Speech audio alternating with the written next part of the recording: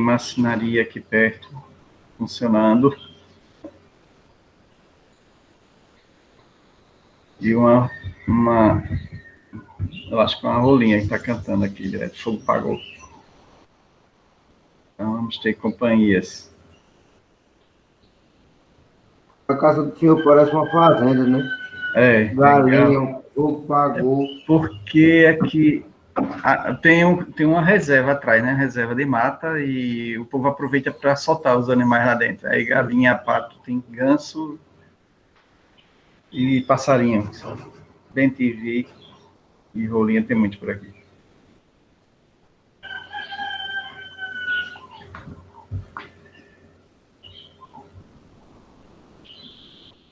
Já está aparecendo para vocês? Sim, professor, tá. Já. Ok. Bom, a gente, na outra aula, estudou um pouquinho sobre produção de queijo, né, e os princípios químicos, e a gente ficou na parte mais de produção. Iniciamos a produção, e aí paramos mais ou menos nesse ponto, né, foi o preparo do leite para coagulação. A gente estudou que o leite ele tem duas fases, uma fase sólida, que a gente chama de sólidos totais, e a fase líquida, que é aquela parte mais aquosa, né, que a gente chama depois de soro, que praticamente tem 98% de água, na verdade, né, o restante são substâncias sólidas que ainda saem.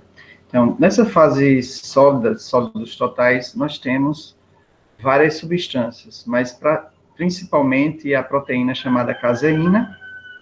Nós temos sais minerais em quantidades pequenas, mas nós temos também a gordura, que está em torno de 3, 3,5%, pode chegar até 5, 6%, dependendo do tipo de animal, da época do ano, da alimentação do animal, né? E aí a gente teria um aumento na gordura. Mas aí a gordura faz parte dos sólidos totais. E aí nós temos uma sigla chamada também SNG, que são sólidos não gordurosos. Então, esses sólidos não gordurosos é quando a gente separa a gordura, ou seja, quando faz o desnate realmente do leite e fica somente os sólidos, retirando, excluindo a gordura. E aí, quando a gente tem o resultado de sólidos totais, a gente está incluindo todos os sólidos e também a gordura, tá certo? Então, em nossas indústrias, a maioria dos tanques de expansão é retangular. Esses tanques, eles são normalmente feitos de parede com alumínio, né, um aço aluminado, que permite que haja um trabalho, né, em altas temperaturas sem que haja nenhum problema, nenhum prejuízo. E os tanques mais modernos são inoxidáveis. Esses tanques, eles têm uma capacidade para 1.000 a 5.000 litros. É claro que existem tanques menores para produções menores, né, de 100 litros, de 80 litros, mas normalmente de 100 litros são menores que nós temos. Normalmente Oi? Esses tanques, no caso, são o que é recomendado pela vigilância sanitária, no caso das indústrias, né? Isso, que seja inoxidável. Isso, exatamente. E todo o equipamento que é usado tem que ser de aço inoxidável, o garfo industrial, né? Uhum. A lira, né? A lira tem que ser inoxidável também. É tudo inoxidável, porque quando é ferro, ele libera, com o tempo, né? Vai enferrujando e vai liberando oxidados de ferro, óxido de ferro, que o ferrugem. E aí é prejudicial à saúde. E o ferro em si, no alimento, ele é prejudicial à nossa saúde. Ele vai direto para o fígado e fica lá acumulado. Então, a gente não deve... E é tóxico, né? O ferro, ele liberado é tóxico. O ferro como metal, tá certo? A gente tem o ferro que está nos alimentos, como feijão, como a batata, tem vários alimentos que tem muito ferro, mas os ginipapas, mas aí tá numa forma que não faz mal. E é claro que se tiver em grande quantidade, a gente tem também problemas, né? Vocês já ouviram falar na ferritina, né? Quando a gente faz exame de sangue? Sim, sim. Pronto, a ferritina Ela é a medição... nem nada. Isso, a ferritina, carne também. Então, a ferritina é um exame que vai dar a quantidade de ferro que nós temos no sangue, que está circulando já no sangue, né? Então, se a gente está se alimentando de muito ferro, a gente vai ter um aumento de ferritina que não é bom para a saúde. Ele começa a prejudicar algumas células e aí tem que tirar a ferritina. A mão que está com a ferritina alta fica com a mão toda esvermelhada, doída, fica manchas pelo corpo, dependendo do nível, né? Então, na verdade, a gente precisa ter tanques e material que sejam inoxidáveis, que não haja liberação de nenhuma substância que seja tóxica, né? Um dos pontos principais aí. Uma vez no tanque de coagulação ajustada à temperatura, o leite recebe os demais ingredientes, tais como cultura lática, o cloreto de cálcio, o corante, o nitrato e o coalho. O nitrato, se for necessário, né? Dependendo do que a gente vai fazer, a gente vai colocar ou não o nitrato. No caso do queijo, a gente já viu antes, né, o que era a cultura lática, a gente já viu na outra aula, a gente já viu por que o cloreto de cálcio, né, o leite, quando aquece, ele perde bastante, há uma precipitação do cálcio, e aí o queijo vai ficar com menos cálcio, se a gente não colocar o cloreto de cálcio. O cloreto de cálcio é uma reposição do cálcio que foi precipitado no leite quando a gente estava aquecendo. Os corantes, depende do tipo de queijo, coloca-se corante, que é aquele urucum, né, líquido, urucum para alimentos industrial, que é praticamente uma pasta que vai ser diluída e vai colocar dentro do queijo para dar uma coloração mais amarelada. O queijo manteiga, por exemplo, se coloca o urucum, tem alguns queijos para ficar com a cor mais amarelo, a gente coloca um pouco de urucum, né? E o nitrato e o coalho, que vem por último, que é exatamente aquela substância que vai fazer, são enzimas que vão fazer com que haja uma aceleração, né, do coalho, do talhamento do leite, para que ele fique separando, ou faça o processo de junção das moléculas dos grumos de caseína, e haja uma separação mais da fase líquida, para que a gente faça depois a dessoura. Tem esse sentido. Professor, a gente fez uma pergunta aqui. Então, faça aí, porque eu estou sem o chat. Quando eu estou apresentando o chat, não aparece para mim. Pode fazer. Qual o nível de gordura indicado para a vaca de leite? O nível de gordura... Para leite de vaca, aliás. Sim, vaca de leite. Não, aí a gente tem, por exemplo, o leite integral, ele deve ter 3,5, tá certo? O leite integral. Agora, o leite desnatado, ele deve ter somente 1,5 no máximo. A gente tem que retirar essa gordura. Já o leite completamente desnatado para a dieta, né, ele deve ser tirado praticamente tudo. Ele vai ficar com um pouquinho de gordura, senão ele perde. Então, é utilizado bastante isso, mas no leite em pó, né? O leite em pó, vocês sabem que é retirado praticamente toda a gordura para o leite desnatado, e essa gordura ela não é desperdiçada, essa gordura vai para a produção de manteiga. Então, toda a gordura que é tirada do leite, para padronizar, né, esse leite integral que a gente compra em caixinha, em saquinho, tudo ali já foi tirado parte da gordura, e essa gordura vai ser feita manteiga. Nada é perdido. Então, por exemplo, o Caio, se ele tem uma vaca para vender o leite, ele vai vender o leite a 1,50, digamos, o leite. Mas a fábrica desse leite, ela vai tirar a gordura, ela vai tirar parte desse leite que ela acha que tem condições de fazer iogurte, ela também vai trabalhar, ela vai vender o leite puro, só envasado, né, no caso, na caixinha Tetra Pak ou no saquinho, e ela vai tirar parte do leite também para fazer queijo, para fazer outros produtos. Então, e tipos diferentes de queijo pode ser feito. Então, essa quantidade de gordura que vai ser deixada no leite depende do que vai ser produzido no futuro, né? Se vai para leite, venda direto do leite como leite integral, então ele deve ter 3,5%.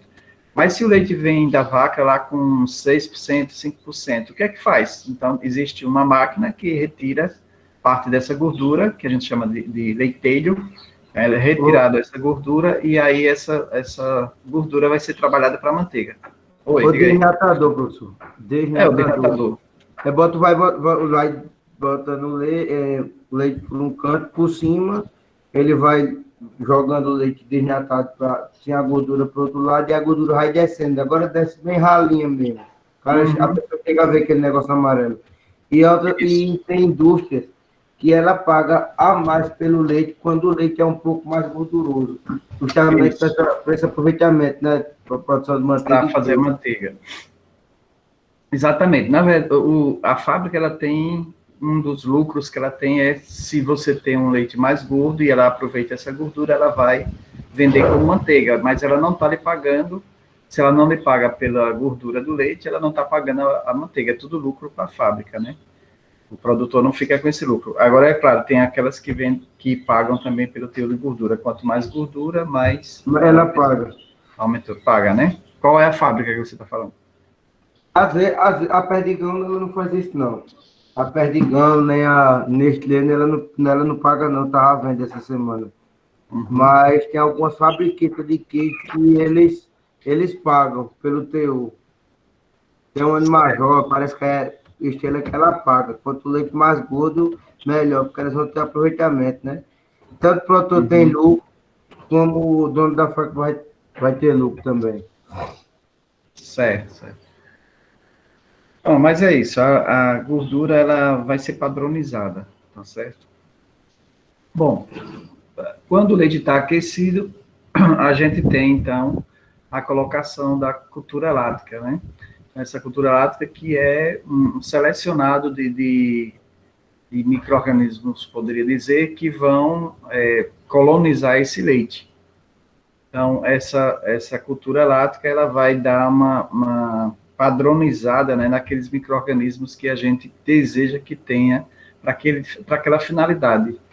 Se for iogurte, é uma cultura láctea, se for para queijo coalho, é uma cultura láctea diferente, se for para o queijo mussarela, para cada tipo a gente tem uma cultura láctea que são muito parecidas, mas pode ter os específicos, né? Principalmente os queijos que a gente vai trabalhar maturados, eles têm uma cultura láctea específica mesmo. Então, a dosagem, aí depende do tipo de material que a gente está utilizando, do produto e a recomendação. Tem uns que são mais concentrados, então se usa menos. Então, sempre vai entre 0,5% a 2% da quantidade de leite que você está utilizando. Então, é feito o cálculo e se coloca essa quantidade, né? Normalmente, a cultura láctea ela é colocada de forma líquida, então, se comprar dosagem, às vezes, vem pó, você tem que diluir para poder colocar, para que haja um contato maior do leite que já está líquido com a cultura láctea. Depois vem o que a gente já conversou um pouquinho sobre o cloreto de cálcio, né? Como ele vai suprir as perdas de cálcio que o leite teve por precipitação, a gente vai colocar um pouquinho dele também dentro do leite para suprir as necessidades que ele vai sofrer, principalmente pela perda do aquecimento, né? Nesse caso aí, nós temos uma quantidade muito pequena, né, que é 0,2 a 0,03%, ou seja, corresponde a 200 a 300 ppm, o parte por milhão. A gente vai ter tem que ter um medidor, né, e aí a quantidade é mínima, às vezes você tem 20, 30 ml para cada 1.000 litros, mais ou menos, né?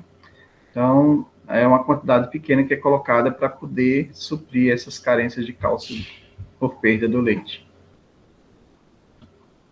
O corante a gente já falou aqui, o principal deles é o urucum, adiciona-se antes da coagulação em queijos tipo o prato, que requer uma cor mais amarelada, tipo corantes naturais como urucum. Todo mundo aqui conhece o que é urucum? Já viu a planta ou não? Não. Porque a lagosta é muito urucum e as pessoas estão deixando...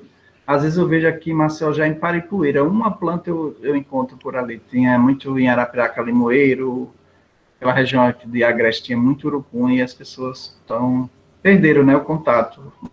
É mais fácil comprar o coloral já pronto. E aí tá se perdendo a planta. Mas procure depois na internet essa planta, tá certo? Do urucum, para vocês terem ideia o que é, quando verem, até conseguir semente, plantar e tudo. É uma forma da gente manter viva a espécie, né? Bom, o urucum, ele vai ser diluído, né, com o extrato alcoólico alcalino, com concentrações padronizadas. Essas concentrações dependem do tipo de queijo, então tem que ver a receita do tipo de queijo que vai ser feito para poder colocar a quantidade ideal para não ficar nem muito amarelo, nem muito esbranquiçado. É o caso do queijo prato, ele tem uma coloração amarela, firme, né, mas não é muito amarelo, é um amarelo padrão. E já o queijo coalho, a gente não coloca nada desse corante, porque a tradição é o queijo coalho branco. O queijo Minas Frescal é branco. Então, tem queijos que, se você colocar algum corante, vai dar uma coloração de gorduroso, de gordura, e as pessoas passam a não comprar. Então, pode prejudicar o tipo de queijo, tá certo? Então, tem que ser a quantidade e a dosagem certa para o tipo de queijo certo também. A dosagem de 5 a 10 ml de corante para cada 100 litros de leite.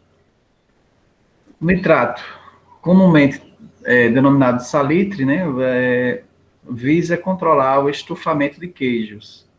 Tecnologicamente, ele apenas atua em estufamentos tardios causados pelo Clostridium. O Clostridium é um fungo que está normalmente...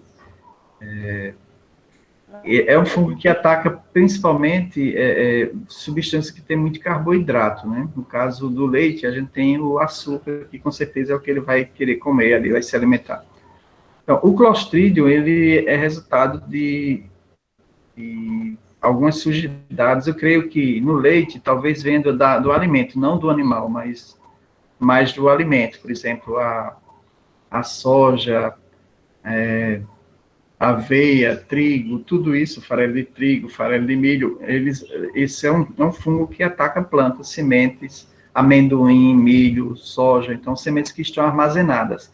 A gente encontra ele também no feno, né? Aquele feno quando fica já estragado, fica cheio de pontinho preto, tudo aquilo ali é Clostridium. Ele ataca também o amendoim, esse amendoim que a gente vai comer, e tem uns que ficam meio podre, né? Que quando pega assim, sai aquela fumaça, estoura e tem um gosto muito ruim. E é muito perigoso para o ser humano, né? A pessoa comer Clostridium, ele vai causar uma irritação na pele e infecção grande, generalizada, até pode matar, inclusive, a pessoa. Então, dependendo da quantidade, né? Se a pessoa não controlar logo. Então, o Clostridium é esse fungo aí. Então, pode acontecer a contaminação do leite por alimentos ou, sei lá, algo sujo que venha a ter essa contaminação. Bom, tendo a contaminação, o queijo ele vai estourar, porque ele produz um gás, um mofo, e estoura, realmente. Produz um gás que vai expandir, fazer com que o queijo expanda e exploda, né? Fique todo esfarelado. Então, são metabólitos derivados do nitrato no queijo, possui ação cancerígena. Pode-se controlar o estufamento através do uso adequado de culturas láticas quando o pH for inferior a 5,6, a acidez necessária para inibir o esporo de Clostridium. Então, uma das finalidades, né, das culturas láticas é exatamente isso, a gente ter uma cultura que foi selecionada em laboratório, com uma marca, né, que garante lá esse produto, mostrando que ali tem aquelas culturas láticas que a gente deseja. É claro que no leite nós já temos culturas láticas específicas da região.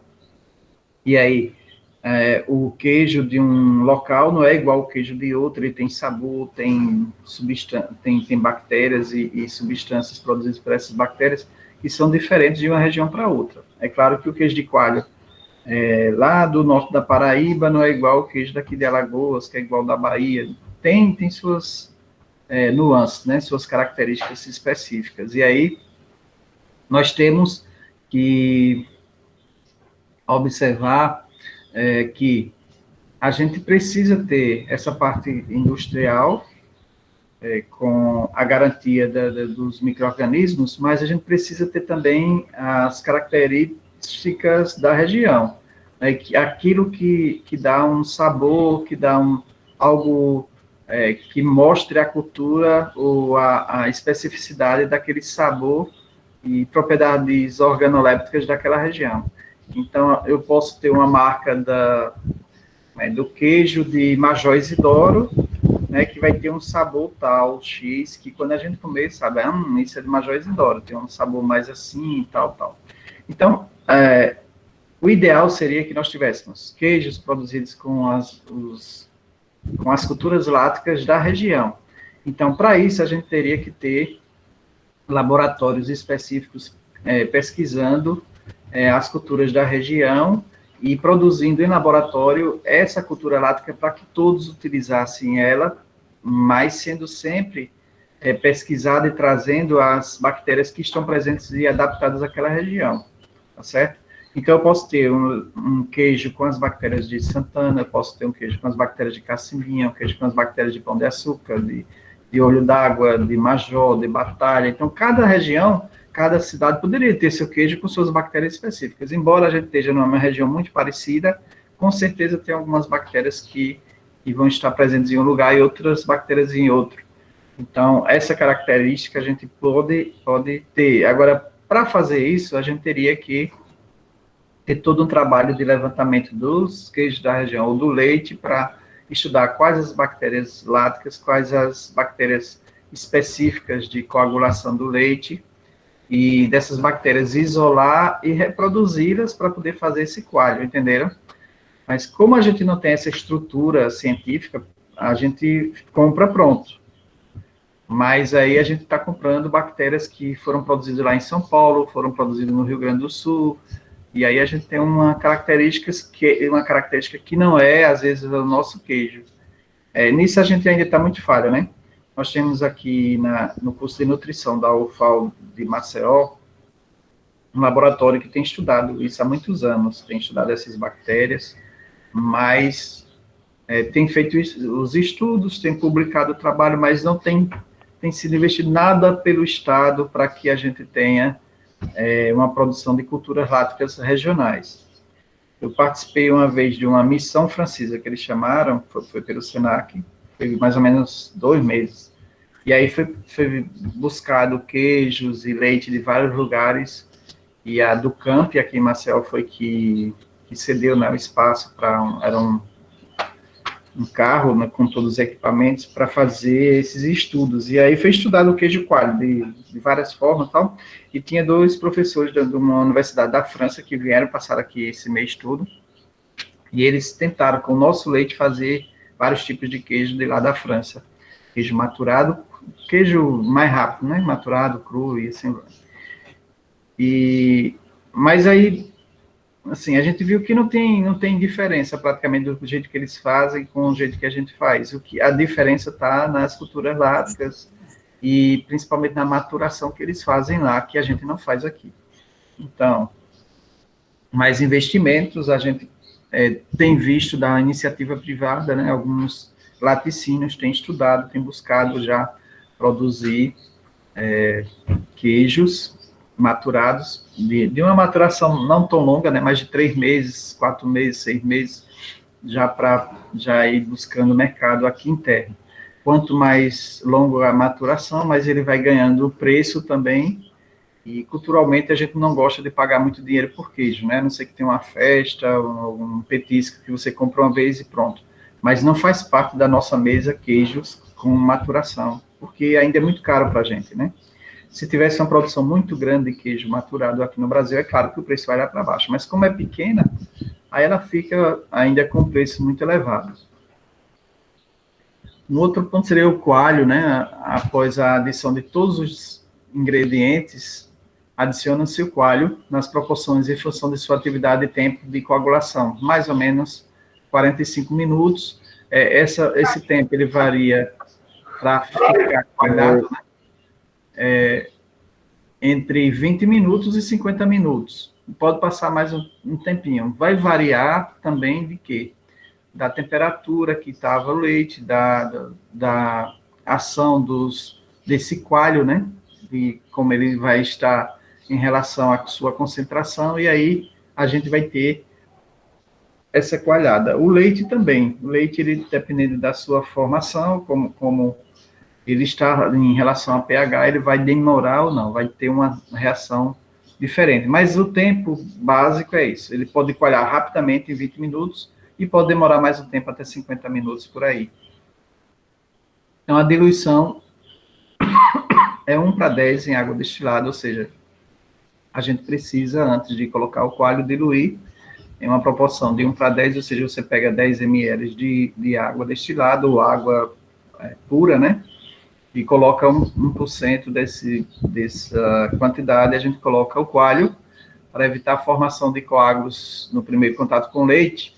A gente precisa mexer bem, deixar bem diluído, e vai facilitar também essa mistura com leite, já que é líquido. Então, fase líquida com fase líquida, não sólido com líquido, porque vai ficar grumos e aí vai dificultar.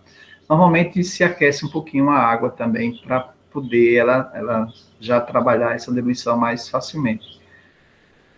Aconselha-se adicionar 1 a 2% de sal na água de diluição, quando se utilizar o coalho em pó numa diluição de 1:50 a 1:100.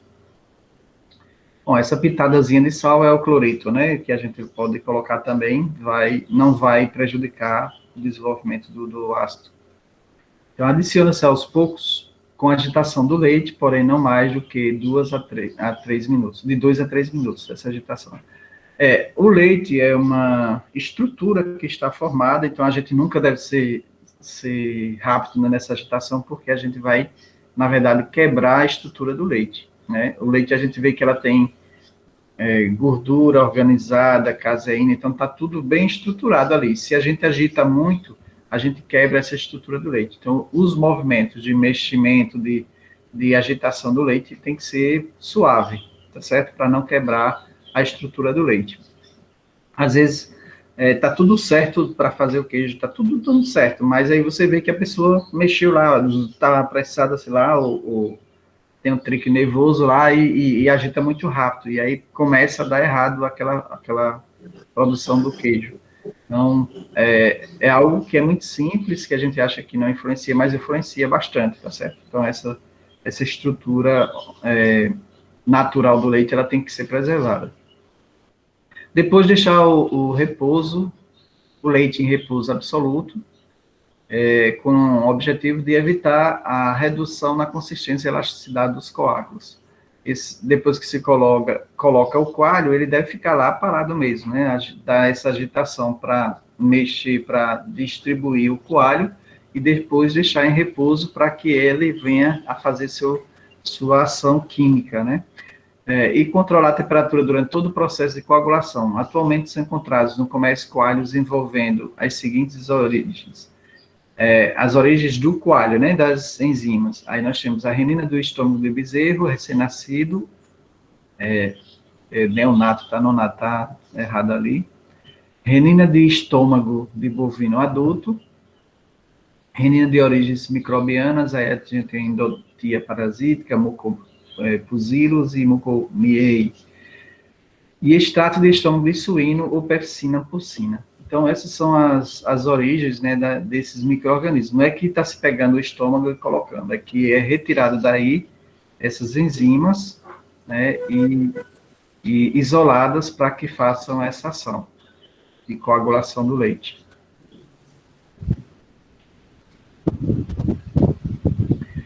Bom, a força do coalho. A força de coagulação, né? Poderíamos dizer, a força que ele vai ter em fazer esse processo de coagulação do leite.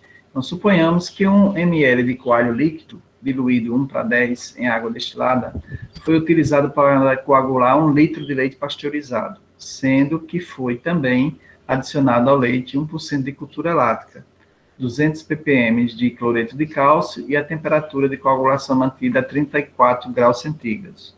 Supondo-se que o tempo gasto na coagulação até atingir a consistência normal do coágulo para queijo foi de 8 minutos, quanto de coalho seria necessário para que o tempo de coagulação fosse de 40 minutos? Então, o cálculo, né, disso aí, se em 1 ml eu precisei de 8 minutos para a coagulação, e se eu tenho, então, 40 minutos de coagulação, eu preciso de quantos ml? Então, eu faço a regra de 3, né? 1 vezes 8, dividido por 40, eu vou ter 0,2 ml de coágulo de leite por litro de leite. Então, esse é o cálculo no caso, aí é uma proporção direta, tá certo? Porque aqui a gente não está cruzando ali, o x é 1 vezes 40 dividido por 8, que vai dar a mesma coisa, né? X é igual a 8 dividido por 40, digamos.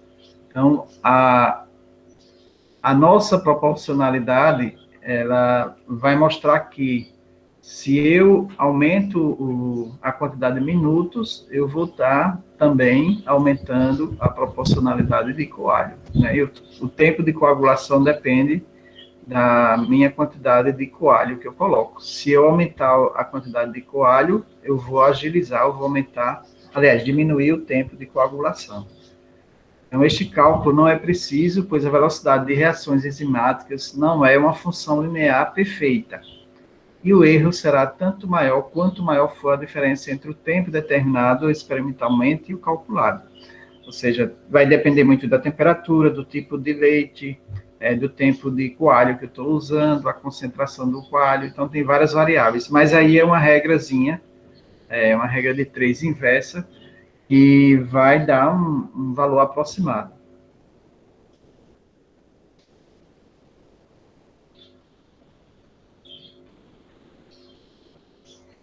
Bom, outro ponto seria o tratamento da massa ou dessoura, né? Quando o leite passou aquele período que está todo coalhado, aí nós vamos, então, iniciar o processo de retirada da fase líquida. Então, vai ficar a fase sólida, na maioria vai ficar para trabalhar com essa massa, para formar o queijo, e no final da coagulação, com o gel, né, que chama gel ou coágulo formado, tendo obtido a consistência adequada, denomina-se por ponto de corte da massa, ou seja, o ponto em que a gente vai cortar com as liras, todo mundo sabe que é lira, né? Aquelas linhas de arame que é colocado um arco de metal e linhas de metal que vão cortar essa massa em pedaços menores. Então, as liras são diferentes, né? Dependendo do tipo de queijo, a gente corta com um grânulo menor ou maior. Então, se a gente quer um queijo com menos umidade, a gente corta menor para que saia o máximo de água. Se a gente quer um queijo com mais umidade, os grânulos vão ficar maior, com um pouquinho mais de umidade, para poder o queijo ficar mais úmido. Tá? Então, o ponto de corte, a definição do ponto de corte seria, antes do ponto, coágulo frágil com perda de caseína e gordura para o soro. Após o ponto, coágulo muito rígido, dificultando a dessoura e originando queijos com umidade heterogênea. Ou seja, se a gente ou corta antes do ponto, ou a gente corta depois, a gente tem um prejuízo. Se eu cortar antes, eu vou ter um coágulo muito frágil, né, que não vai ter elasticidade, não vai ficar formado, né, na sua estrutura, e com isso vai perder bastante água, bastante soro. E se for depois do ponto, ele vai ser um coágulo muito rígido, que também vai ficar com a formação de um queijo seco, às vezes farinácea, né? Se quebradiço, porque é muito seco. Ele não tem umidade que dê elasticidade. Que a massa do queijo tem que ficar com uma umidade e uma relação isoelétrica que faça com que ele se aglutine a caseína e tenha uma certa elasticidade. É como se fosse uma massinha lá daquele de gel, né? De gel que a gente aperta, ele vem para frente, para trás. Então, a gente consegue moldar, pode esticar, não muito, mas pode esticar. É claro, quando a massa está feita, a gente até estica também. Então, normalmente o teste de corte... Pessoal, eu coloquei alguns videozinhos para vocês verem. Não sei se todo mundo já assistiu os vídeos que tem lá no Classroom. Então, no Classroom tem alguns vídeos, vocês deem uma olhada, quem não viu ainda, mas tem alguns pontos bem iniciais para vocês darem uma olhadazinha e ver como que a gente faz esses primeiros queijos, né? Os queijos crus ou queijos iniciais. O teste do ponto de corte. Também tem uma receita caseira, tem uma professora lá ensinando a fazer uma receita de queijo Minas Frescal, bem prática, que se faz em casa, né? Para vocês, ela vai ensinando ponto a ponto. O teste do ponto de corte. Introduz-se uma espátula na superfície do coágulo, ou pode ser mesmo uma faca que corte, tá certo? Ou que coloque a faca entrando no coágulo, no sentido inclinado. Ao forçá-lo para cima, o rompimento do gel deverá ocorrer de uma única fenda retilínea, sem fragmentação do coágulo. Se isso ocorrer, este será o ponto de corte. Então, faz um corte e depois coloca a espátula ou a faca, esse material embaixo e levanta, né? Se ele correr retinho, não sair todo quebradiço, ele está no ponto de corte. A gente vê que é uma coalhada firme, né? Um coalho firme. Sem fragmentação do coalho ou do coágulo, se isso ocorrer, este será o ponto de corte. Caso contrário, se esse rompimento é quebradiço em várias direções, desfragmentando, o ponto de corte ainda não foi atingido. Em se tratando de coagulação ácida, a determinação se dará pelo pH ou acidez. Isso a gente está falando da coagulação enzimática, tá certo? A gente utilizou um coalho, que são enzimas, para fazer. Mas existe a coagulação ácida, que é feita através da adição de ácidos, né? Tem o ácido cítrico, o acético e assim vai. Tem o limão, né, que a gente utiliza como ácido cítrico também. Então, é um outro tipo de coagulação ácida que é usada com outra finalidade para outros tipos de queijo também. A gente vai ver isso mais para frente. Bom, quando tiver no ponto de corte, inicia-se esse corte com os instrumentos que nós chamamos de lira, né? Se não tiver a lira, for uma produção caseira, pode ser cortado com a própria faca. Mas aí o ideal é que a gente tenha a lirazinha. Inicia-se de imediato, logo após o ponto de corte. O corte provoca o efeito cinérese, dessura da massa. A separação, essa cinérese seria a separação daquela massa uniforme em partes sólidas e líquidas. O líquido, o soro, ele é expulso, né?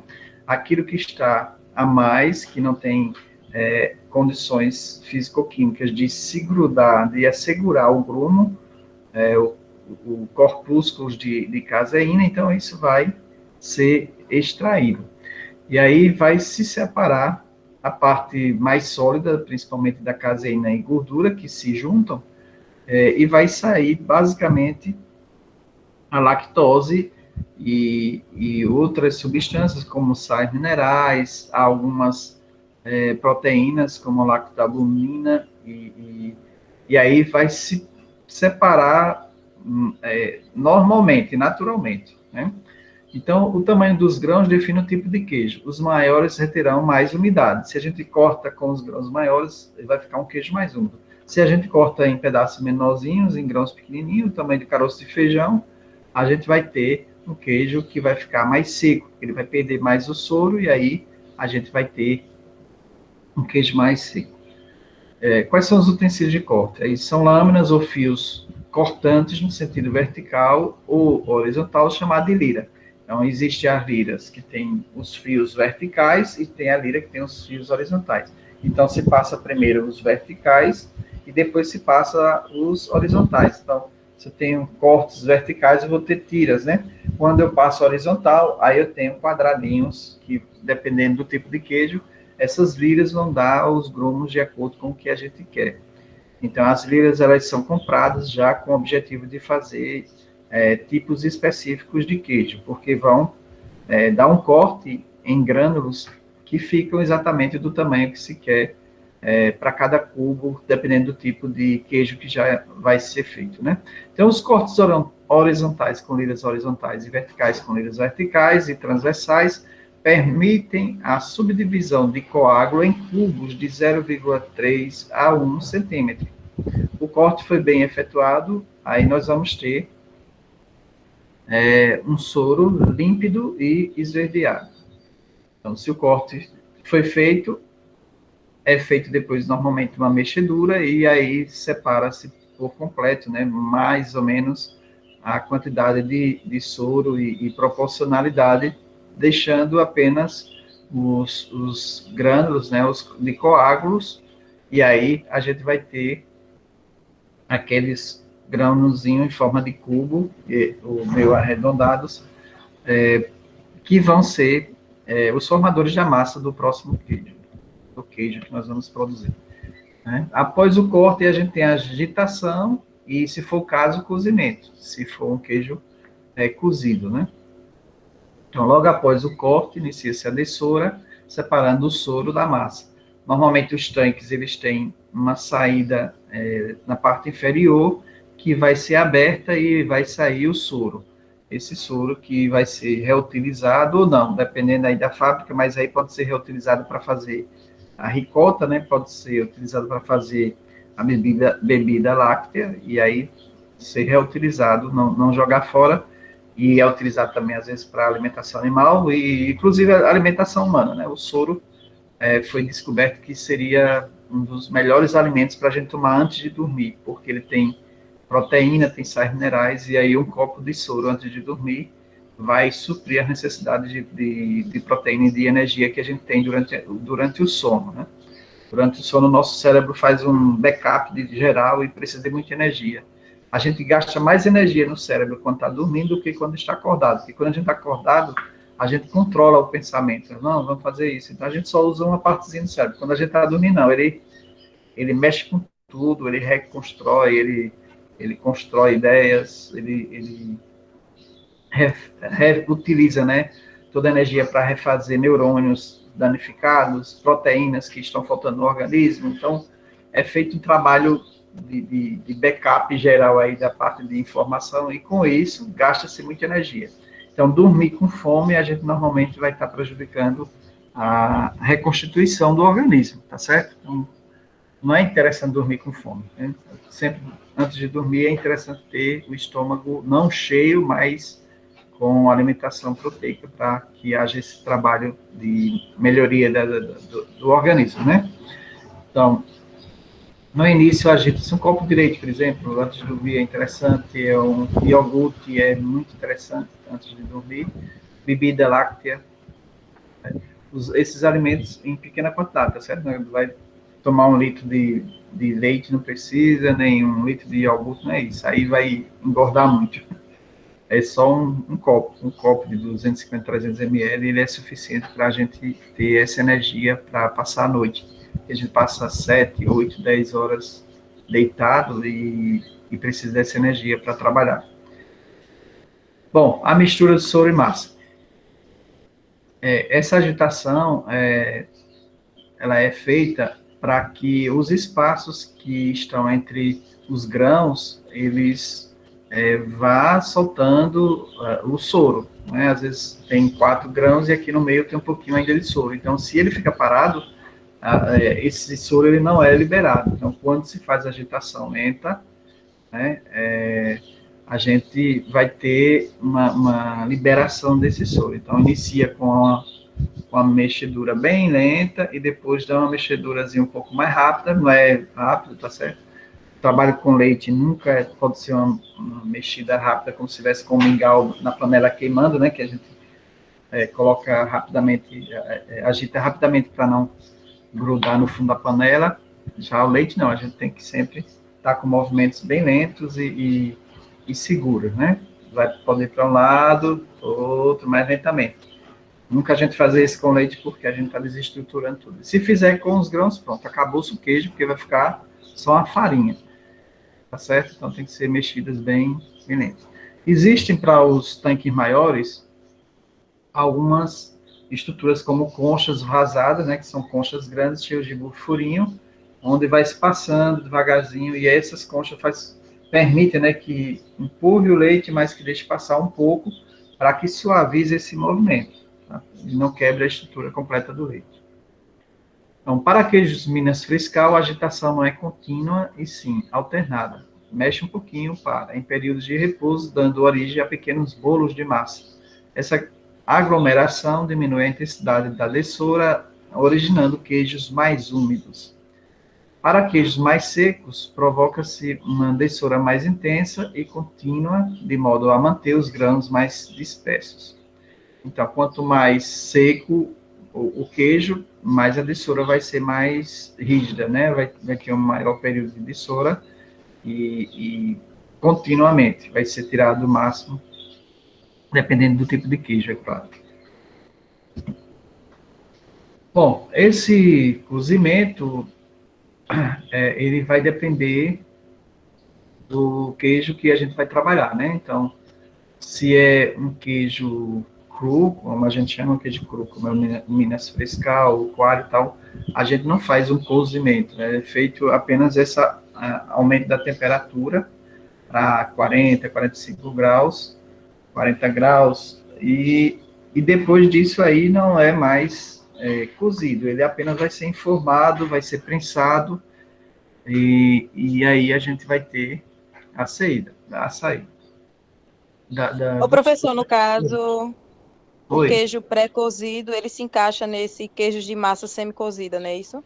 É, os queijos pré-cozidos, eles têm esse aquecimento, para que haja uma liberação maior de soro, né? Esse aquecimento, ele vai fazer com que haja uma maior coagulação, uma afirmação maior, né? Um aglutinado maior dos grãos.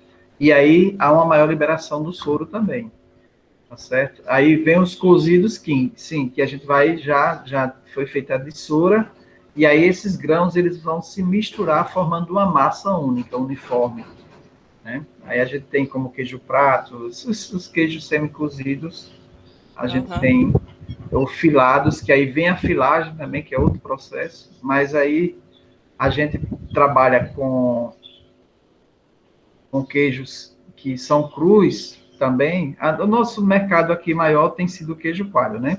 É claro que hoje em dia o mussarela e o queijo prato, eles têm um comércio muito grande, principalmente para pizzaria. A pizzaria hoje vende que nem sei lá o quê. Toda cidadezinha pequena, você chega e tem uma pizzaria hoje, né? E nas cidades grandes, toda rua tem uma pizzaria. Então, o queijo mussarela, ele passou a ser um dos queijos. Eu não tenho a estatística, até procurar saber como é que está de venda, porque também a gente tem nada muito fechado. Em Alagoas, é muito queijo clandestino, muita coisa clandestina. A gente não tem registro, órgão que registra tudo certinho. Mas se tem uma ideia, mais ou menos, dos mercados que são organizados e que tem compra com notas fiscais e tal, tem-se uma ideia, mais ou menos. Mas aí o aumento do queijo mussarela nos últimos anos foi muito grande. Exatamente pela popularização da pizza, né? Dificilmente as pessoas compram queijo mussarela para comer de manhã, tal. Talvez no sanduíche um queijo prato, um queijo mussarela, que está popularizado, e o queijo coalho que ficou mais caro, né? Hoje o queijo coalho não é tão barato quanto já foi antes. E nesse sentido, eu não sei dizer, mas eu tenho dúvida se o queijo coalho hoje seria o queijo mais vendido, principalmente aqui na nossa região Nordeste, porque já foi o queijo praticamente 100% de vendas, mas hoje com essa disponibilidade de muitos supermercados, de pizzarias, creio que o queijo mussarela, ele ganha hoje o queijo coalho, em termos de quantidade de consumo. Onde é que a gente estava? Bom, o aumento, né, o cozimento, na verdade, ele aumenta a cinérese, ou seja, essa separação do soro dos grãos de caseína, altera a textura, dando maior elasticidade à massa, controla o desenvolvimento do fermento lático. Esse fermento ele já coagulou, então ele vai paralisar essa ação do fermento, inibe o crescimento de mofos, eu acho que é mofos aqui indesejáveis. Erro de digitação, pessoal. Mas eu creio que seja mofos.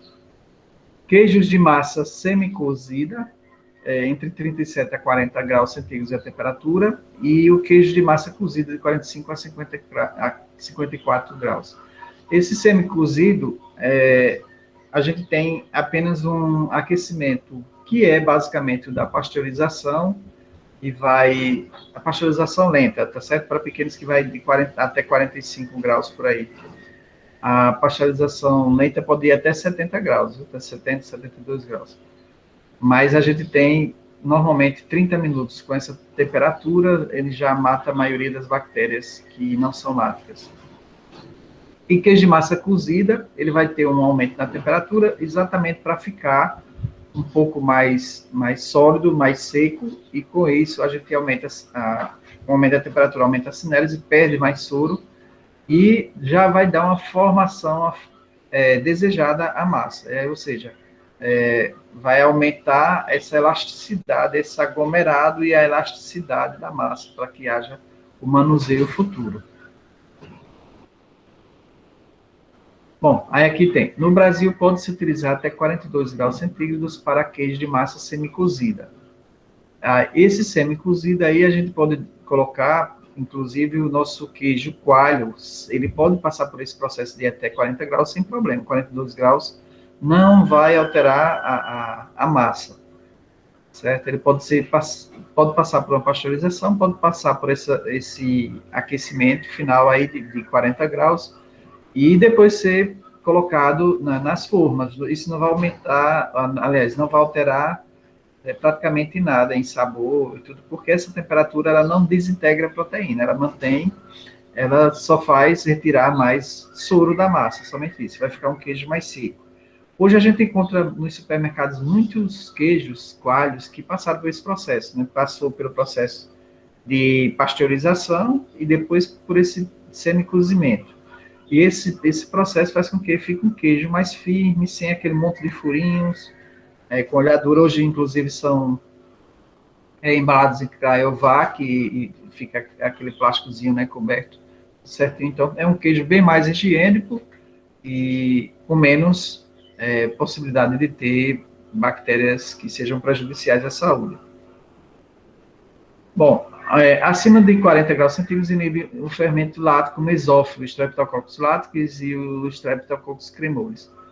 Então, por que não se pode aumentar muito? Porque esses fermentos, eles vão, se eles passam, está colocando aí 40, mas até 45 graus é normal. Então, o Streptococcus, ele sobrevive muito bem até 45 graus, e com isso a gente vai ter o desenvolvimento do fermento, que são aqueles organismos que a gente escolheu. Aqui está colocando já 2 tipos, 2 espécies, mas o grupo Streptococcus são os principais, né, pela produção de coágulos de queijo, e também de iogurte, de vários tipos de produtos que a gente possa estar trabalhando, sempre o Streptococcus não está presente. É claro que existe o Streptococcus, que não são Lactobacillus primores, que são outros Streptococcus, que são substâncias deletérias, né? São bactérias que não podem estar presentes no alimento. Mas aí, dentro das bactérias, por exemplo, por isso as espécies e as variedades de bactérias dentro desses gêneros, assim como o Staphylococcus também, aureus, que a gente já estudou, Staphylococcus aureus, eles são bactérias que podem ter algumas estirpes, né, algumas espécies e variedades que são benéficas e outras que são deletérias dentro do queijo, dentro dos alimentos, tá certo? Então, é ao mesmo tempo. Como a gente tem na sociedade, né? Tem pessoas, na sociedade todo mundo é ser humano, mas a gente sabe que tem um ser humanozinho bonzinho e tem um ser humano ruinzinho também, né? Então, é o mesmo gênero, mas aí a gente tem essa diferenciação. A comparação é meio doida, mas... então, a gente sabe que a temperatura limite que a gente vai chegar, se a gente quer ter um queijo com sabor, né, ainda com sabor natural, a gente vai ter que trabalhar até somente os 40 graus. Então, nós temos aqui, na operação de cozimento, a adição de 0,2 a 0,5 de cloreto de cálcio sobre o volume de leite inicial. Depois, inicia-se o aquecimento 15 a 20 minutos, após o corte. Depois, aquecer gradativamente 1 grau a cada 2 a 4 minutos, para que a gente tenha, no final, essa temperatura de 42 graus. Bom, o ponto da massa, né? A massa que já é aquele resultado da dessoura e que a gente vai começar a fazer o trabalho propriamente dito de enformagem. Então, o grau de desidratação da massa depende do tempo gasto na dessoura. Se a gente passar muito tempo, ela vai ficar muito seca, né? A gente tem que saber o tempo para o tipo de queijo. O tempo envolvendo a agitação, se a gente agita mais tempo, a gente vai separar mais soro dos grãos. E também a temperatura de cozimento. Se a gente aumenta a temperatura, a gente vai também perder mais coalho e mais soro e vai ficar também mais seco. O tempo de massa, ponto de coalhada, é um conjunto de variáveis envolvendo a consistência, né, quando a gente aperta se ele está mais rígidozinho ou não, ou frágil, que se desmancha, a densidade, que seria o peso, a elasticidade, que é exatamente essa capacidade de se elastecer, que isso é muito bom para enformagem, né, para moldagem, para manter a coesão do queijo, a cor dos grãos, que depende aí também do queijo que vai se produzir, para que tipo de queijo a gente vai estar trabalhando para poder ter ou não uma coloração alterada pelas substâncias de coloração, e o controle da acidez do soro.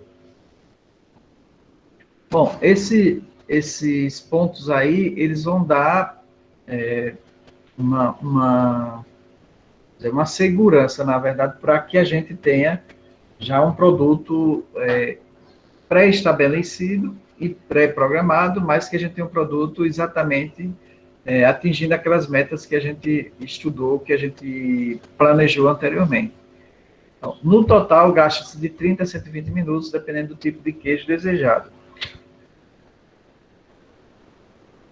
A gente viu o quê? Que aqueles queijos que a gente quer que fique com a massa mais úmida, tal, a gente vai fazer uma dessoura mais lenta, vai fazer uma mexedura mais lenta e vai tirar menos soro, tá certo? Então, esses queijos a gente vai demorar mais tempo, vai ser mais um queijo mais suave.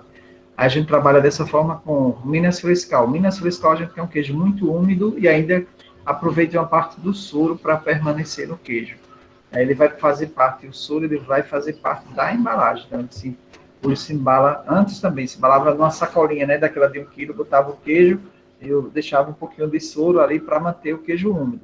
Hoje, como Cryovac, né, naquela maquininha, bota lá e coloca o plástico e ele sela. Então, é requerido, né, que o queijo ainda tenha uma grande quantidade de soro, né, ou esteja bem úmido, porque culturalmente o queijo Minas Frescal ele tem um sorozinho ali sobrando, né, e ele permanece úmido, é um queijo bastante úmido. É um queijo cru também, não precisa ser cozido, mas ele pode ser aquecido para perda de soro, se tiver muito soro. Mas aí, normalmente é feita a pasteurização e feito o trabalho já, a colocação nas formas diretamente. Já os outros queijos que são cozidos, eles precisam ser retirado o máximo de soro, então não precisa dar tempos ou intervalos, ele é mexido continuamente, e aí chegando ao ponto de se quer, né, se faz, a maioria deles se faz um pré-cozimento de 40 a 45 graus no máximo, e aí depois já passa para parte de envase, ou para cozimento. Se for para um queijo cozido, né, ele vai ter que passar para a próxima fase de cozimento. Recomenda-se acompanhar a evolução da dessoura com determinações periódicas de acidez do soro. Essa acidez do soro aí é a utilização do pH-metro, né? Que pode ser o pH-metro aquele de bancada, que é o mais correto, ou o portátil também. Imediatamente após o corte, o soro se situa entre 11 aí a acidez, no caso de grau Donick, que a gente teria com essa acidez, entre 11 a 14 graus Donick. Mas, deixa eu ver aqui o que tem.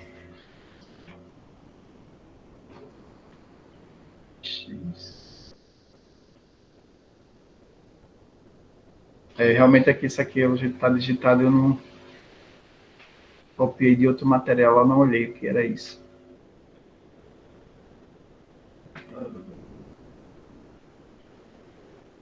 Vamos olhar pelo pH aqui. Pronto, esse aqui está certo, de 11 a 14 graus Donick, está ok. E o pH de 6,5. O pH, a gente viu que o pH do leite natural, ele é de 6,7. Então, o queijo, no leite, na verdade, para acontecer exatamente esse coágulo, essa coagulação, ele vai baixar um pouquinho o pH. No máximo, ele vai chegar a 6,5 por aí, né? E 6,2 já seria o ponto final de massa. Mas para início da coagulação, ele vai baixar de 6,7 para. Tem leite que chega perto do 7, mas 6,7 para 6,5. Então, é um abaixamento muito pequeno. Já essa coagulação que a gente está falando, a coagulação enzimática, né? A coagulação ácida, ele baixa para até 5,5, 6, tá certo? Então, tem uma diminuição do pH bem maior. Mas aí, o que a gente sabe é que o ponto do queijo, ele vai chegar no máximo a isso aqui, ó, 6,2, tá certo? Para coagulação, 6,5, aliás. E 6,2 é o ponto de massa. Então, se a gente tem um controle com o pH-metro, a gente pode ver também, através do pH, esse controle. Está fazendo a mexedura, a soro, então, eu sei que se chegar a esse ponto aqui, ele está na ponto de coagulação e eu posso controlar o ponto de massa chegando ao pH 6,2. Então, é uma forma bem segura, né, de quimicamente a gente está observando o que está acontecendo com o soro. Tá? Então, a partir, o que está falando aqui? Que recomenda-se acompanhar a evolução da dessura com determinações periódicas de acidez do soro, ou seja, eu posso ir acompanhando a dessura e vendo o pH que ele está se comportando ali, daquele soro que vai saindo. E quando a gente chegar a esse pH, a gente sabe que é o ponto em que a massa terá maior elasticidade, maior consistência e também a densidade, né? E ideal para que a gente use aquela massa para a produção de queijo. Alguma pergunta até aí? Deixa eu botar aqui. Não. Não. Isso aqui eu vou olhar depois direitinho, porque eu acho que eu digitei alguma coisa errada aqui. Moldagem e formagem. Então, a gente passa para a próxima fase, que seria moldar, né? Moldar ou informar, que é colocar a massa no formato que a gente vai vender o soro. Pode ser redondo, uma forma redonda. O queijo Minas Frescal, ele é vendido normalmente em um formato redondo, né? Vários queijos são vendidos no formato redondo e outros no formato retangular. Nosso queijo coalho, por exemplo, dificilmente você encontra ele no formato redondo. Normalmente as formas são retangulares, né? Então é a tradição, é a cultura. Se a gente bota redondo, as pessoas vão estranhar. Oxe, que queijo é esse? Redondo? É queijo do reino? É queijo Minas Frescal? Então, já característica. Deixa eu tomar um pouquinho d'água aqui.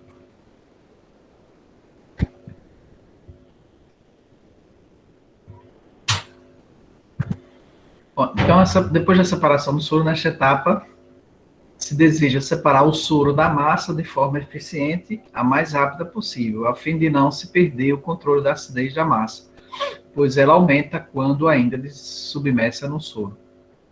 A gente viu anteriormente esse controle do pH, que é importante.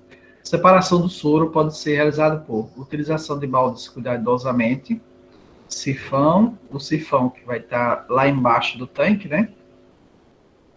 Pode ser utilizado também a bomba de sucção, escorrimento pela válvula de fundo do tanque, com a peneira, pelo fundo falso de tanque dessorador, queijo prato, que ele tem um fundo que é retirado na hora da dessoura, você vai puxar dele, fica uma tela que vai guardar, e cuidado para não esfriar a massa, pois poderá dificultar a moldagem, ou seja, deve ser trabalhado com a massa ainda nessa temperatura de 40 graus, a temperatura de dessoura, né?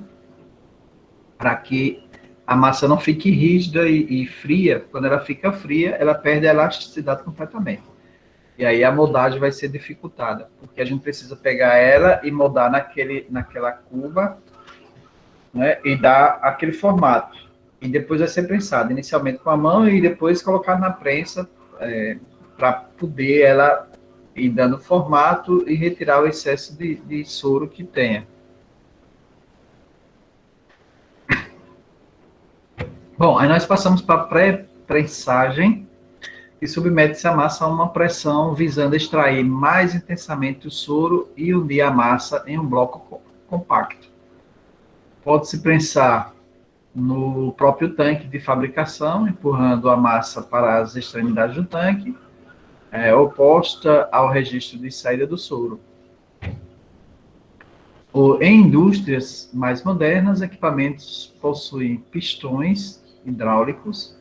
Dessa forma, procede-se 10 a 20 minutos de pré-prensagem, com uma pressão equivalente a 2 a 3 vezes o peso total da massa do tanque. Então, a prensagem de baixa pressão, né, somente 2 a 3 vezes o peso da massa, só para tirar o excesso de soro, seria a pré-prensagem. Normalmente é feito isso com a mão, só empurrando mesmo os coágulos, e aí depois com um balde, tem um balde vazado, que é o balde que tem uma tela, e aí se dá uma prensada e sai um pouco desse soro, para que não fique excessivamente com soro. Depois, nós passamos para uma próxima fase, que é a salga da massa.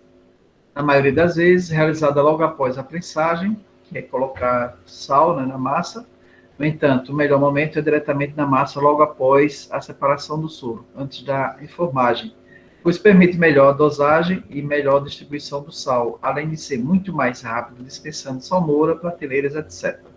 Então, se a gente faz já ali na massa, coloca o sal, ele vai ser mais facilmente misturado e aí vai permitir ganhar tempo, porque senão vai ter que colocar numa salmoura, né? Um tanque com sal adensado e deixar lá por um período de tempo. Ou colocar em prateleiras também, onde eu vou pincelar com sal de um por um, de um lado do outro, Já os queijeiros não se utilizam desta técnica, pois o sal, dizem eles, retira mais soro do que o necessário. Entenderam, né?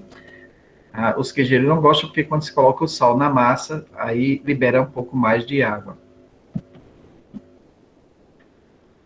Bom, após a separação do soro e pré-prensagem, a massa é colocada em formas apropriadas, cujas dimensões e formatos variam de acordo com o tipo de queijo. A gente já falou, o queijo coalho sempre é retangular, e o queijo Minas Frescal, o queijo prato, mussarela também são retangulares. E aí, dependendo do tipo de queijo, vai ter sua forma específica. Divide-se em blocos de massa, em frações uniformes, que caibam dentro das formas. Hoje nós temos algumas máquinas, né, que inclusive a gente não está visitando as fábricas, né, nesse formato aí que nós estamos, mas aí vamos ver se a gente consegue visitar pelo menos o Leite Batalha ou uma dessas fábricas aí. Mas existem máquinas onde é colocado o bolo de massa em cima e ela vai empurrar, saindo já dentro da forma, o formato prensado, né? Já certinho ali. Então, pode ser feito manual, mas pode ser feito em máquinas. Divide-se o bloco de massa em frações uniformes que cabe dentro das formas, ou dentro da máquina, e essa máquina é quem vai fazer a colocação nas formas. Evitar subdivisões desordenadas, pois provocam pedaços irregulares e não se unem uns aos outros, originando rachaduras ou quebra dos queijos. Então, a massa deve ser cortada exatamente do tamanho que vai ficar ali naquela forma, ou parecido, né? De forma que quando você prense, ela fique já no formato certo. Com a prática, isso vai se aprendendo, né? Isto não quer dizer que possamos alterar arbitrariamente essas dimensões, pois o mercado já está bastante influenciado. Ou seja, às vezes a gente pode inovar, né, com algo que possa chamar mais a atenção dos consumidores e aí vender mais. Como eu falei antes, que tradicionalmente nós temos as características. Uma coisa que eu tenho observado é que a polentinha, né, que é aquele queijo pequenininho que vende quadradinho assim para botar no sanduíche e tal, a gente não vê queijo de coalho vendido em pedacinhos menores, para pessoas que moram só, que vai comer 3, 4 fatias por semana, sempre vendeu meio quilo ou quilo, aquele pedação. Então, pedaços menores, tal, embalagens diferentes. Precisa realmente de uma inovação do nosso queijo alagoano, né? Queijos temperados com algumas ervas e tal, de forma a ficar com outros sabores, massificar mais isso aí, e preços populares. A gente está precisando de inovações em relação a isso também. As formas podem ser construídas, aliás, podem ser construídas em vários materiais, sendo o ferro, estanho e madeira, que foram muito empregados, até o aparecimento dos plásticos, né, o PVC que a gente tem, que uniformizou seu uso. O aço inoxidável também é utilizado, porém restrito, porque é muito caro, né?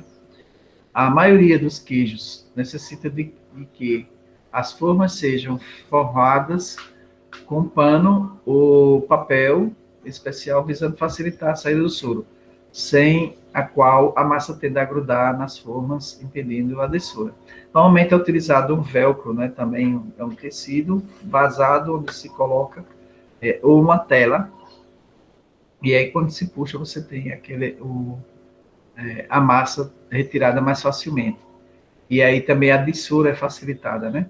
Hoje as formas de PVC, elas têm furinhos, e esses furinhos já permitem que você prense e que saia por esses furinhos parte do soro, dependendo da prensagem, né?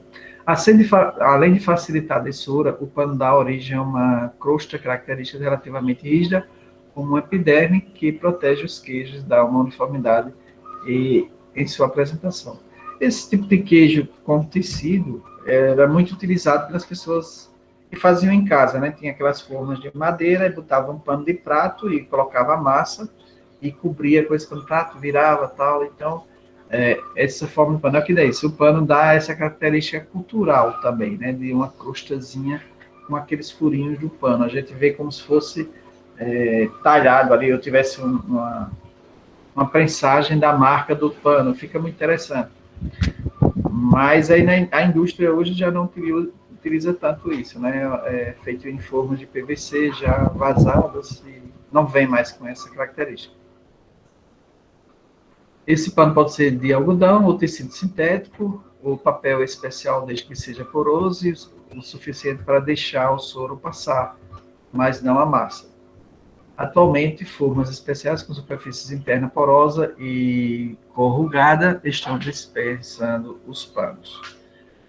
Atualmente, praticamente ninguém usa pano, né? Até a vigilância sanitária, ela, quando pega pano na indústria, manda retirar. Então, é só da Dell também. Então, é mais uma produção caseira que a gente utiliza o pano.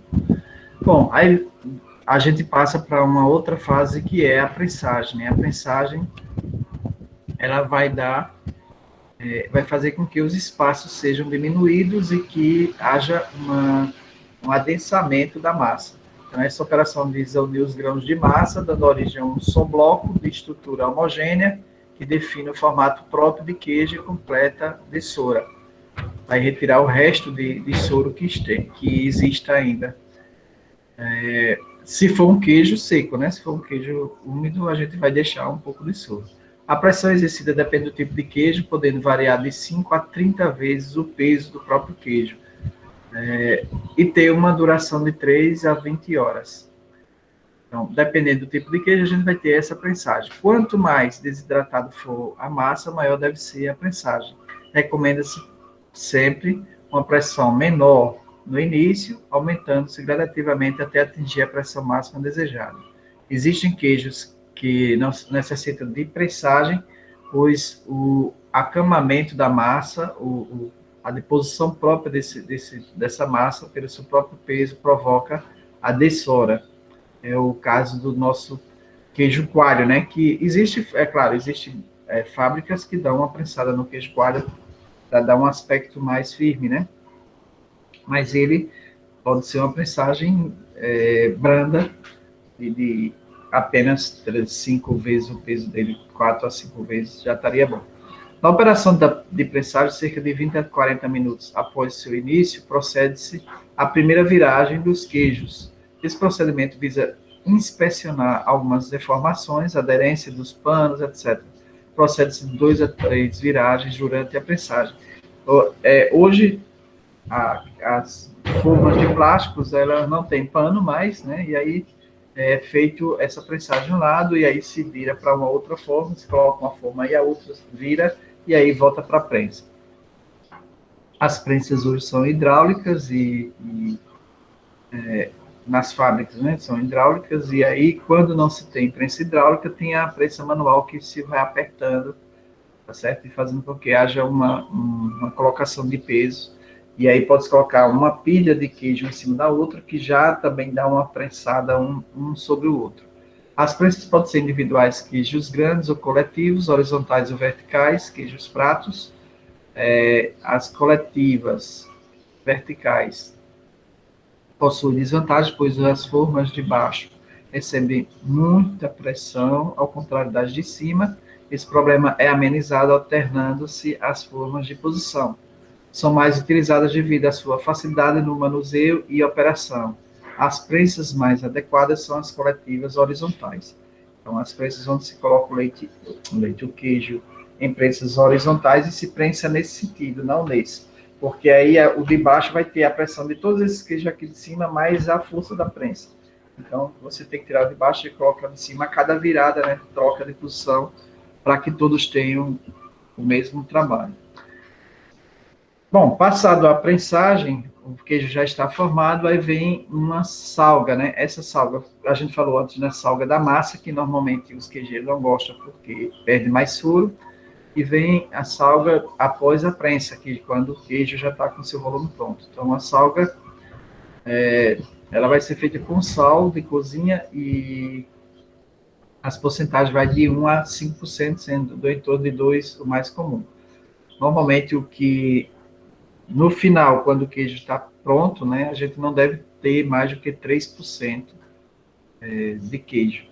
O sal participa no desenvolvimento de sabor e aroma, textura, controle de umidade de cura, conservação do produto, é o principal, mas também o sabor, né? Tem pessoas que gostam de queijo bem salgado, e a conservação, porque o queijo é antibacteriano também, né? Então evita a proliferação de bactérias nas superfícies, bactérias indesejáveis, né?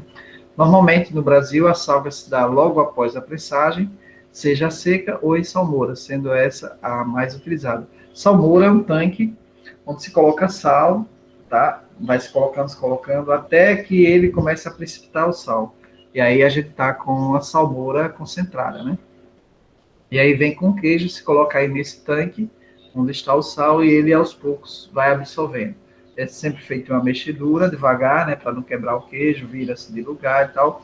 E aí o queijo fica salgado, salado, pode ser chamado também. Tanto numa como na outra, o sal é absorvido osmoticamente pela superfície externa dos queijos e vai se distribuindo lentamente por toda a massa, tendo previsto, então, 1 a 3 semanas. A gente não trabalha para o queijo coalho, por exemplo, esse tempo todo, né, de salmoura.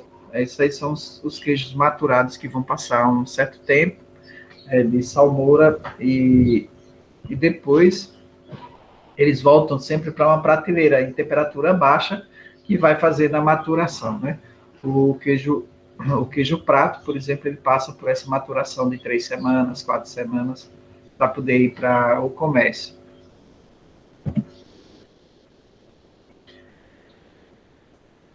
A salga por salmoura. A salga úmida ou por salmoura é a mais empregada em nossas indústrias, realizada em tanques de salmoura, onde os queijos são mergulhados logo após a prensagem. A quantidade de sal retida por um queijo dependerá da concentração da salmoura e do tempo de salga. A temperatura também influi na velocidade de absorção do sal, como no comportamento bioquímico e biológico da massa. Temperatura utilizada é entre 10 a 15 graus centígrados. Então, normalmente esse queijo, depois de prensado e já retirado da forma, né, ele segue para a salmoura, mas essa salmoura ela está dentro de uma câmara, né? Essa câmara que vai ter uma temperatura controlada. Pode ser uma câmara fria, mas pode ser também um quarto fechado com vários ar-condicionado. O ar-condicionado pode manter essa temperatura. Só que é uma temperatura já abaixo do que a gente usa do nosso ar-condicionado normal, que é 24 graus, por exemplo, né? 22, 24 graus. Então, quem utiliza 16 graus é a temperatura mais baixa que a gente tem nos nossos ar-condicionados. Então, normalmente é feito um trabalho já com refrigeração industrial, né? Que são as câmaras frias.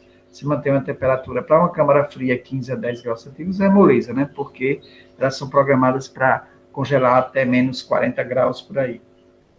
Então, a gente tem, numa câmara fria, uma facilidade em manter essa temperatura de 10 graus centígrados, que seria o ideal.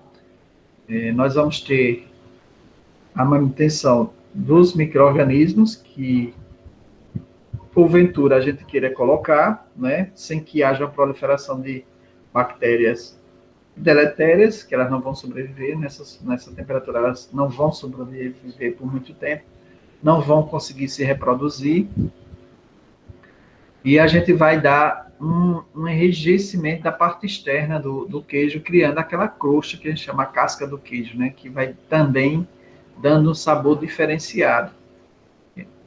A concentração de sal na salmoura situa-se entre 20% a 24%.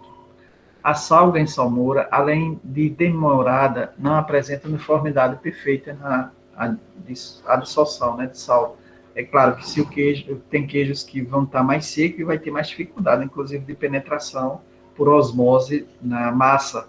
E essa penetração vai ser lentamente, por isso precisa até 3 semanas para que o sal chegue no centro do queijo. Dependendo da espessura do queijo, aí vai demorar mais ainda.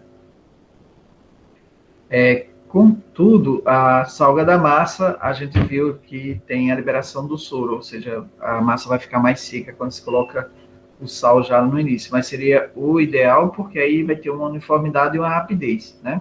Atualmente, a salga em salmoura se dá com gaiolas que se movimentam a fim de homogeneizar o teor de sal em toda a solução.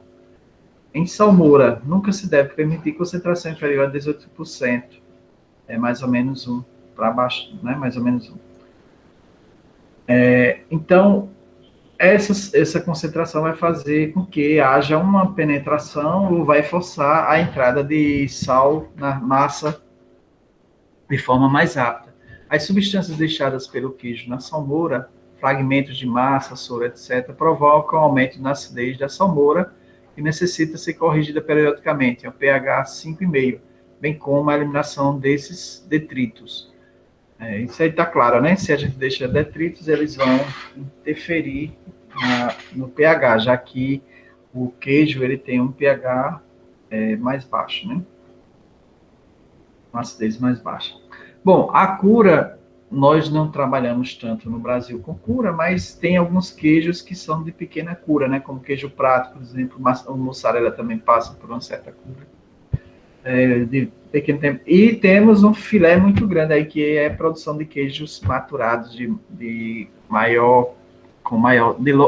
longo tempo, né? De maturação, chegando a 15 meses, 12, 15 meses. Então, o termo cura ou maturação é muito usado em tecnologia de alimentos e nem sempre com o mesmo significado fundamental. Refere-se ao período de espera, visando dar oportunidade à ocorrência de combinações e transformações dos componentes de um produto, resultando numa melhoria de sabor, palatabilidade, conservação, etc. Em se tratando de queijos, pode-se dizer que qualquer atividade microbiológica do fermento lático adicionado ocorrida durante as etapas de fabricação do queijo seria já uma cura. Entretanto, em termos práticos, um queijo só é tido como curado quando é armazenado por algum tempo após a salga, visando promover alterações no sabor, textura, consistência, cor, etc., tornando-se diferente do queijo fresco, né? Aquele queijo branco, esbranquiçado e cru que a gente trabalha também e comercializa, né?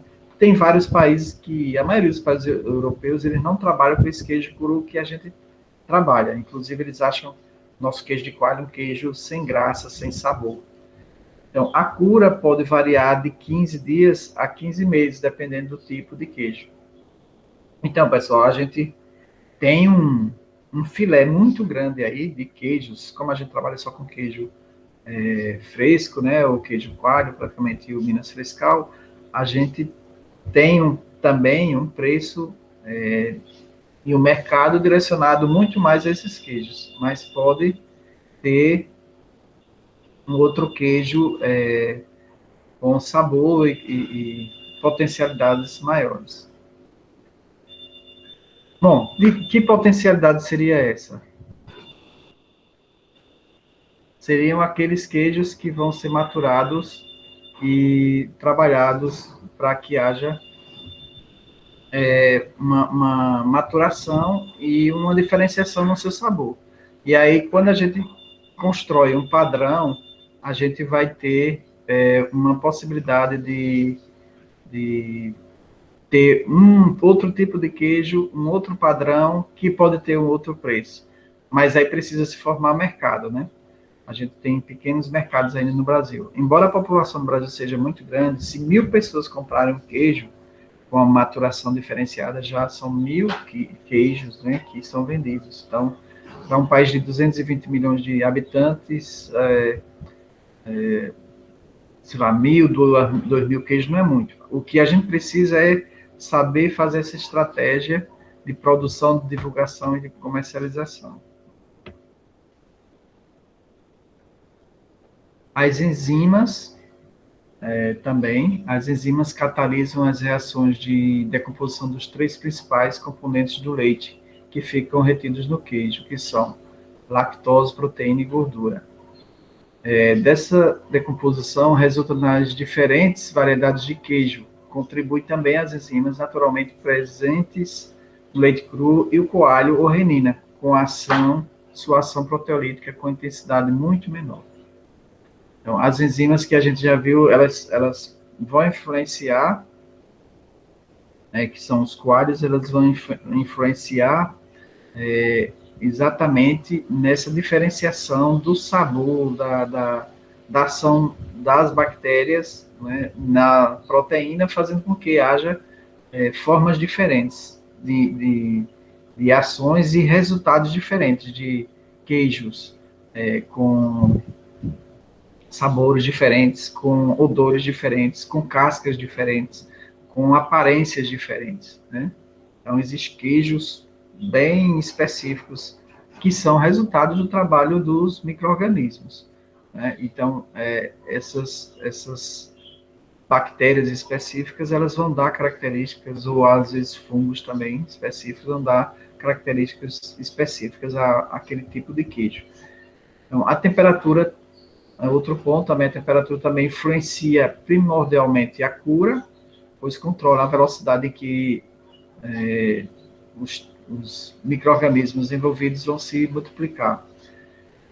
Então, nós temos temperaturas próximas a 0 graus, retardam até paralisam a cura, então não é recomendável. Então, as bactérias que nós trabalhamos, as láticas, elas têm uma atividade acima de 6, 7 graus centígrados, então a gente teria temperaturas muito baixas ou muito elevadas como sendo deletérias ou prejudiciais a essas bactérias. Então, as temperaturas aceleram excessivamente as atividades, também, se estiver alto, provocando sabores fortes e desagradáveis nos queijos. Então, a temperatura normalmente utilizada está entre 10 e 15 graus, que vai selecionar as bactérias que fazem esse trabalho de envelhecimento, curtimento dos queijos, dando um sabor característico entre 10 a 15 graus, e de forma lentamente. Então, aquelas bactérias mais sensíveis, que trabalham bem devagarzinho, tal, que precisam 12, 15 meses para poder fazer um formato de uma casca de um queijo, sabor interno. Então, essas bactérias, elas trabalham com a temperatura sempre aí em torno desses 10 graus centígrados, seria essa temperatura ideal para a maturação. Então, são queijos que precisam de uma maior quantidade de mão de obra, de uma despesa grande de máquinas, né, de ar-condicionado ou de câmara fria, e por isso tem preços maiores. E aí, então, para se produzir esse tipo de queijo, a gente precisa produzir uma certa quantidade que vale a pena você guardar, esperar, e consiga demonstrar ou ter especificamente essa estrutura para que a quantidade de produção dê condições a ter um lucro, né? Porque trabalhar de graça nem o relógio, né? Então, teria que ter toda uma estrutura para que haja, com a quantidade, de queijos produzidos, a possibilidade de venda, comercialização, pagamento de despesas para poder ter um lucro. Bom, a umidade relativa, a gente está falando do ar, a umidade aqui do ar, né? O controle da umidade relativa visa evitar a perda de peso dos queijos devido à evaporação quando curados sem invólucros plásticos. Se a umidade relativa, normalmente a temperatura fria faz com que o ar fique seco. Então, a perda também de água, de soro, né, de umidade para a atmosfera, ela acontece. Então, geralmente ocorrem metabolizações secundárias, onde o ácido lático, peptídeo e ácidos graxos são transformados na mais variada gama de produtos que contribuem para o refinamento, aliás, do sabor, aroma e características típicas de um determinado tipo de queijo. Essa complexidade do mecanismo de cura de um queijo aumenta com o tempo de cura, resultando em queijos finos de longa maturação. Então, bom, a gente precisa de quê? De temperatura controlada, de umidade controlada, tá certo? Então, com isso a gente vai ter resultados positivos em relação aos queijos maturados. Cuidados com a cura, controles das condições ambientais das câmaras de cura. Essas câmaras de curas, a gente precisa ter exatamente um ambiente, poderia dizer, industrial, né, que tenha, inclusive, prateleiras de madeiras específicas para essa finalidade, ou seja, as prateleiras, elas têm que ter uma madeira que não venha a prejudicar o queijo, porque o queijo tem um contato com a madeira, né, e essa madeira vai dar também um pouco do sabor e transformar,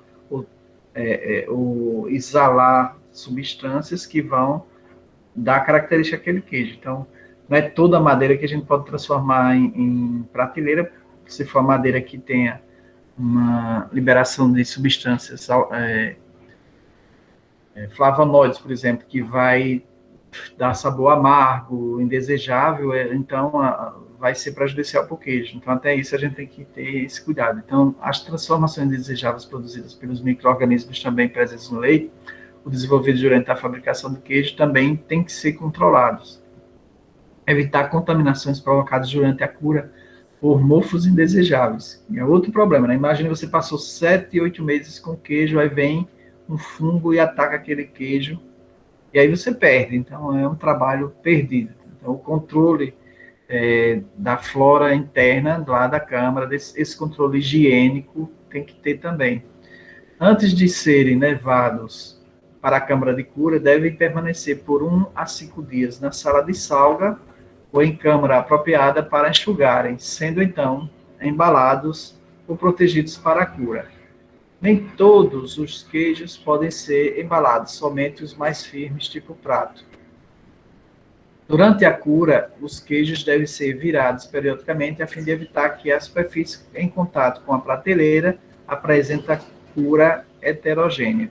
Então, normalmente é feito diariamente, uma vez diariamente, vira para um lado, no outro dia vira para o outro.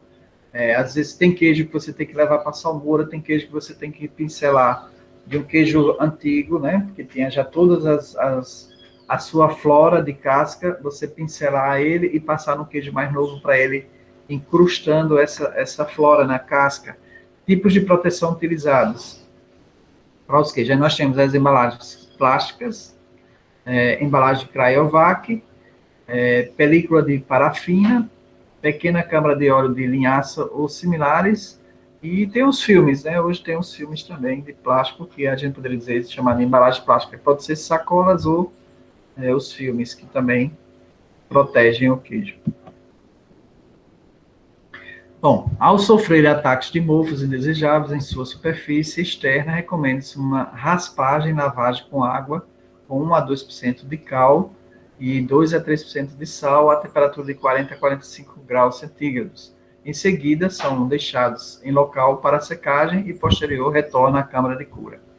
Além desses problemas, deve-se cuidar para que não haja infestação da câmara com insetos, ácaros e até invasão de roedores, ratos, né, que gostam muito de queijo. O armazenamento, seja qual for o tipo de queijo, logo após o término da cura, deve-se proceder ao armazenamento em câmaras frias em temperaturas ao redor de 0 a 5 graus centígrados, sendo mantidos nessas câmaras até o momento do consumo. No nosso caso, seria a geladeira. Nossa geladeira está em torno de, sei lá, de 9 a 16 graus centígrados, que já não é apropriado para esse armazenamento, né? Estas exigências podem ser armazenadas se os queijos forem duros. Embalagem. As embalagens visam proteger a crosta contra ataque de mofos e perda de umidade por evaporação. A gente tem a proteção do queijo por uma embalagem, né, após todo esse processo de cura, para proteger de que haja, depois de todo o trabalho, haja um ataque de mofos, no geral, de micro-organismos, fungos, por exemplo, são micro-organismos que gostam de se alimentar de carboidratos, carboidratos já vamos dizer, maturados, né? Carboidratos em decomposição também. Eles decompõem, mas gostam daqueles ambientes onde o carboidrato já está bem maduro, né? Então, a embalagem ela vai dar uma proteção para isso. Já para queijos duros, que possuem crosta muito resistente, é ainda comum se manipular essa embalagem em toda a fase do processo de fabricação, bem como durante o armazenamento e na comercialização. Para os queijos frescos, se utiliza embalagem de polietileno. Então, essa embalagem de plástico, ela dá uma estrutura que inibe, né, a entrada de micro-organismos. Para queijos cremosos, como requeijão, o copo de vidro é o mais utilizado. Hoje se utiliza para o requeijão, que é o queijo manteiga também, que a gente chama o requeijão. Se utiliza também aqueles potes de plástico, né? Potes de plástico, ou mesmo filmes de plástico, queijo de manteiga, a gente pode ver também em sacolas plásticas maiores e assim vai. Mas o ideal seria a embalagem Cryovac, porque aí você elimina todo o ar e aí vai dar uma outra resistência, né? São utilizados atualmente com frequência a fim de controlar a oxidação da gordura, evita a oxidação da gordura que faz com que crie o ranço e as reações de Maillard que trazem aquela liquefação da gordura, né? Ela fica como se fosse uma água esbranquiçada, com mau odor, ou ainda utiliza de antioxidantes para evitar este problema.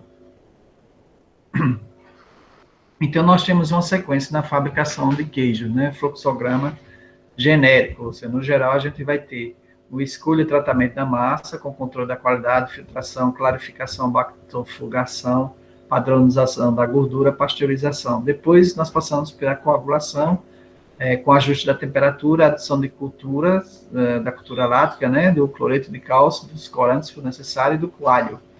Depois, nós temos o tratamento da massa, que é o corte da massa, a agitação e o cozimento, se for necessário. Depois, a enformagem, separação do soro e a pré-prensagem. Depois nós passamos pela prensa, para a prensagem definitiva, que vai dar o volume e o formato definitivo do queijo.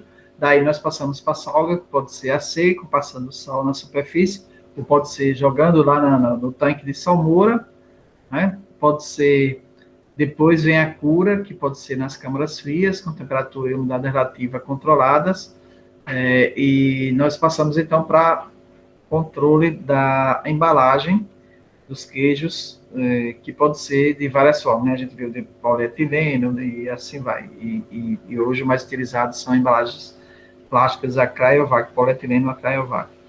O armazenamento deve ser feito sempre em câmaras frias, com temperatura em torno de 0 graus ou graus negativos.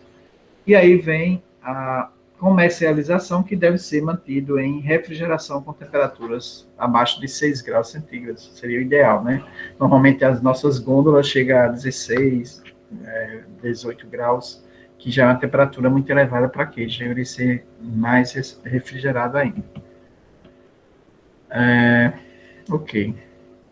E aqui tá meio bagunçado. Bom, pessoal, vou interromper aqui.